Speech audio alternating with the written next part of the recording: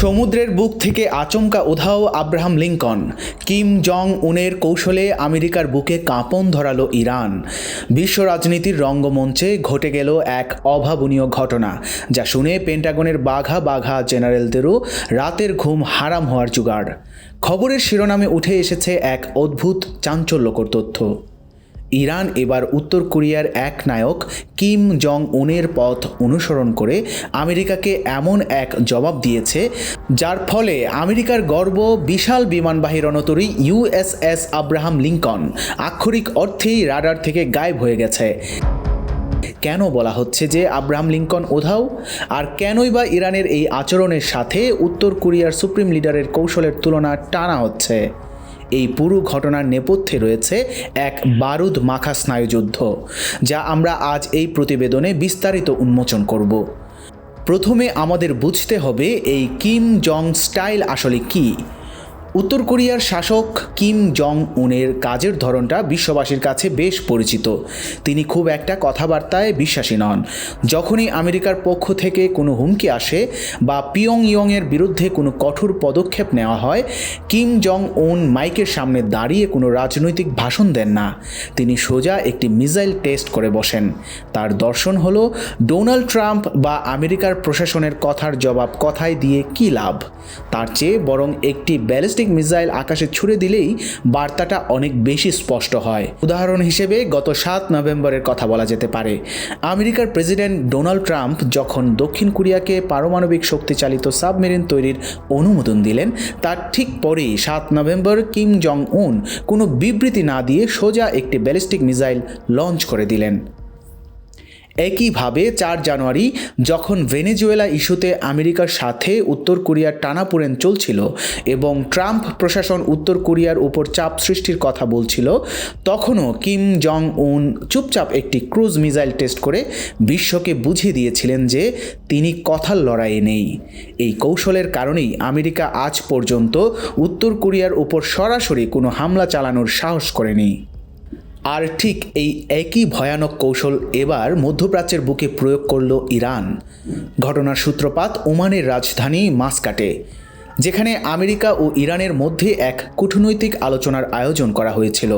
কিন্তু আশ্চর্যের বিষয় হলো, আলোচনার টেবিল সাজানোর আগেই আমেরিকার পক্ষ থেকে ধেয়ে আসতে থাকে একের পর এক হুমকি। ডোনাল্ড ট্রাম্প হুঙ্কার দিয়ে বলেন যে আমেরিকার সেনাবাহিনী অত্যন্ত নিষ্ঠুর এবং ইরানের সর্বোচ্চ নেতার উচিত ভয় পাওয়া। শুধু ট্রাম্প নয়, আমেরিকার অর্থমন্ত্রীও জানিয়ে দেন যে ইরানের উপর বড়সড় অর্থনৈতিক নিষেধাজ্ঞা আসছে, অর্থাৎ এক হাতে অলিভ ব্রাঞ্চ বা শান্তির বার্তা আর অন্য হাতে উদ্যত পিস্তল। আমেরিকার এই দ্বিমুখী নীতির জবাব ইরান দিল এক অভূতপূর্ব কায়দায়। মাস্কাটে যখন আলোচনার তোড়জোড় চলছিল, ঠিক তখনই ইরান তাদের অন্যতম ভয়ানক মারণাস্ত্র খুররম শাহর 4 মিসাইলের সফল পরীক্ষা চালিয়ে বসল। শুধু পরীক্ষা করেই তারা ক্ষান্ত হয়নি, বরং সেই মিসাইল পরীক্ষার ভিডিও ফুটেজ তারা বিশ্বজুড়ে ছড়িয়ে দিল। যেখানে কথা হওয়ার ছিল শান্তির, সেখানে ইরান দেখিয়ে দিল তাদের ধ্বংসাত্মক ক্ষমতা। ইরানের এই পদক্ষেপ ছিল আমেরিকার ধমকের মুখে একটি সরাসরি চপেটাঘাত। তারা বুঝিয়ে দিল আলোচনার টেবিলে বসে তারা ভয় পাবে না। আর ঠিক এই মুহূর্তেই ঘটে সেই রহস্যময় ঘটনাটি, জানিয়ে তোলপাড় শুরু হয়েছে। ইরান যখনই তাদের খুররম শহর 4 মিসাইলের ভিডিও রিলিজ করলো এবং নিজেদের শক্তি প্রদর্শন করলো, ঠিক তখনই ওমান সাগরে মোতায়েন থাকা আমেরিকার বিশাল aircraft carrier USS Abraham Lincoln তাদের ট্রান্সপন্ডার বন্ধ করে দিল। সহজ ভাষায় বলতে গেলে, একটি জাহাজের ট্রান্সপন্ডার বন্ধ করে দেওয়া মানে হলো সেটি বেসামরিক রাডার এবং জিপিএস ট্র্যাকিং সিস্টেম থেকে পুরোপুরি অদৃশ্য হয়ে যাওয়া।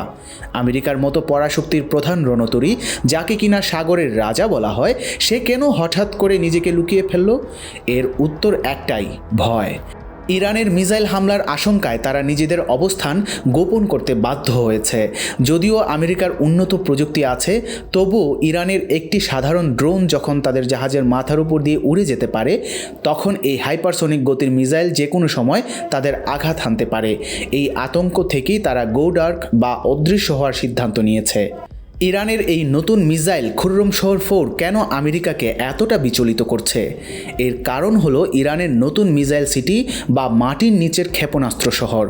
ইরান এমন একটি ভিডিও প্রকাশ করেছে যেখানে দেখা যাচ্ছে মাটির গভীর তলদেশে বিশাল সব সুড়ঙ্গে সারিবদ্ধভাবে সাজানো হয়েছে শত শত খুররম শহর 4 মিসাইল।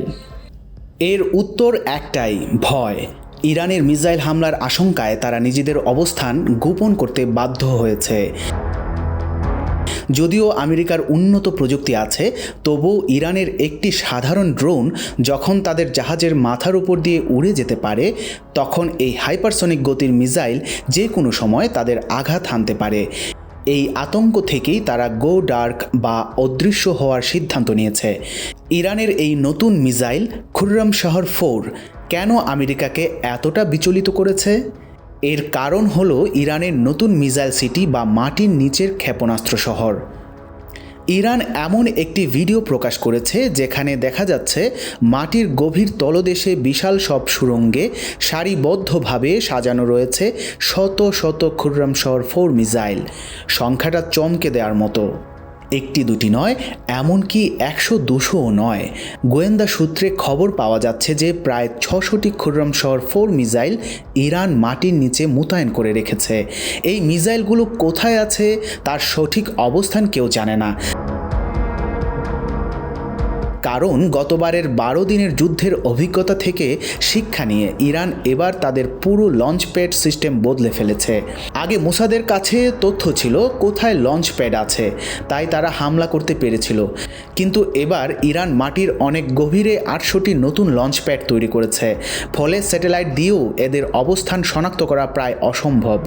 মাটির নিচ থেকে যে কোনো মুহূর্তে যে কোনো জায়গা থেকে এই মিসাইলগুলো ফায়ার করা সম্ভব। এমনকি খবর রয়েছে যে পারস্য উপসাগরের তলদেশ থেকেও অ্যান্টিশিপ মিসাইল ছোড়ার সক্ষমতা অর্জন করেছে ইরান। এবার আসি খুররম শহর 4 মিসাইলটির বিধ্বংসী ক্ষমতার দিকে। ইন্টারনেটে খুঁজলে হয়তো দেখা যাবে এর পাল্লা 2000 থেকে 2500 কিলোমিটার। কিন্তু সামরিক বিশেষজ্ঞরা এবং ইরানের কমান্ডার ইন চিফ মুসাভির সাম্প্রতিক বক্তব্যে ইঙ্গিত মিলেছে যে এটি একটি আপগ্রেডেড বা অ্যাডভান্সড ভার্সন, যার পাল্লা আসলে 5000 কিলোমিটার পর্যন্ত বিস্তৃত। এই 5000 কিলোমিটার পাল্লার অর্থ হলো পুরো Israel, Tel Aviv, Haifa, Saudi Arabia, Qatar, Jordan, Bahrain, Iraq, Syria এবং অবশ্যই সাগরে ভাসমান আব্রাহাম লিঙ্কন সবাই এখন ইরানের নিশানার আওতায়। এই মিসাইলটির গতি এতটাই বেশি যে তা যে কোনো ডিফেন্স সিস্টেমের জন্য এক দুঃস্বপ্ন। এটি যখন উৎক্ষেপণ করা হয় তখন এটি শব্দের চেয়ে 16 গুণ বেশি গতিতে বায়ুমণ্ডলের বাইরে চলে যায়। এরপর যখন এটি তার লক্ষ্যের দিকে ফিরে আসে বা রিএন্ট্রি করে, তখন এর গতি থাকে ম্যাক 8, অর্থাৎ শব্দের গতির চেয়ে 8 গুণ বেশি। এই প্রচণ্ড গতির কারণে আমেরিকার গর্বের থার্ড বা পেট্রিয়ট মিসাইল ডিফেন্স সিস্টেম এটাকে আটকাতে পারবে কিনা তার কোনো গ্যারান্টি নেই। 12 দিনের যুদ্ধের সময় আমরা দেখেছিলাম কিছু মিসাইল চোখের পলকে আকাশ থেকে মাটিতে আছড়ে পড়েছিল, যা আটকানো সম্ভব হয়নি। আর এবার তো ইরানের হাতে রয়েছে আরও উন্নত প্রযুক্তি। ওয়াল স্ট্রিট জার্নালের একটি সাম্প্রতিক রিপোর্টে বলা হয়েছে যে আমেরিকা এখনও ইরানে হামলা চালাচ্ছে না, কারণ পেন্টাগন মনে করছে মধ্যপ্রাচ্যে তাদের আকাশ প্রতিরক্ষা ব্যবস্থা এখনও পর্যাপ্ত নয়। অর্থাৎ ইরান যদি পাল্টা আঘাত হানে তবে ইসরায়েল এবং আরব মিত্রদের রক্ষা করা আমেরিকার পক্ষে অসম্ভব হয়ে দাঁড়াবে। জর্ডানে আমেরিকার যে বিশাল ঘাঁটি রয়েছে, যেখানে 58টি ফাইটার জেট, 15টি F-15 এবং রিফুয়েলিং প্লেন মোতায়েন আছে, সেটিও এখন চরম ঝুঁকির মুখে। কাতার, বাহরাইন এবং সৌদি আরবে থাকা মার্কিন ঘাঁটিগুলোর দিকে তাক করে আছে ইরানের শত শত মিসাইল। চীনের স্যাটেলাইট ইমেজ ব্যবহার করে ইরান প্রতিটি মার্কিন ঘাঁটির নিখুঁত অবস্থান জানে। সবচেয়ে ভয়ের ব্যাপার হলো এই খুররম শহর 4 মিসাইলটি কেবল একটি লোহার খোলস নয়, এটি প্রায় 1500 থেকে 1800 কিলোগ্রাম ওজনের ওয়ারহেড বা বিস্ফোরক বহন করতে সক্ষম। 1800 কেজি বারুদ নিয়ে যখন কোনো মিসাইল শব্দের চেয়ে 8 গুণ গতিতে কোনো রণতরী বা শহরে আঘাত হানবে, তখন তার ধ্বংসযজ্ঞ হবে কল্পনাতীত। আব্রাহাম লিঙ্কনের মতো বিশাল জাহাজে যদি একসাথে 100টি মিসাইল ছোড়া হয় এবং তার মধ্যে মাত্র 2টিও আঘাত হানে, তবে আমেরিকার নৌশক্তির অহংকার সাগরের অতলে তলিয়ে যাবে, আর সেই অপমানের ভার আমেরিকা সইতে পারবে না।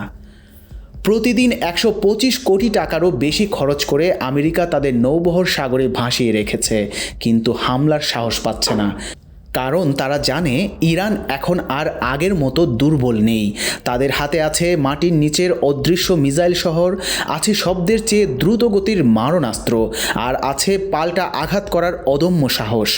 আব্রাহাম লিঙ্কনের ট্রান্সপন্ডার বন্ধ করে লুকিয়ে থাকা বা গায়েব হয়ে যাওয়া সেই সত্যটিকেই প্রমাণ করে আমেরিকা হয়তো ভাবছে তারা কিভাবে এই পরিস্থিতি সামাল দেবে, কিন্তু ইরান কিম জং উনের স্টাইলে বুঝিয়ে দিয়েছে কথার দিন শেষ। এখন কথা বলবে কেবল বারুদ আর মিসাইল। পরিস্থিতি কোন দিকে মোড় নেবে তা সময়ই বলে দেবে। তবে আপাতত পারস্য উপসাগরের নিয়ন্ত্রণ যে ইরানের হাতেই রয়েছে তা এক প্রকার নিশ্চিত।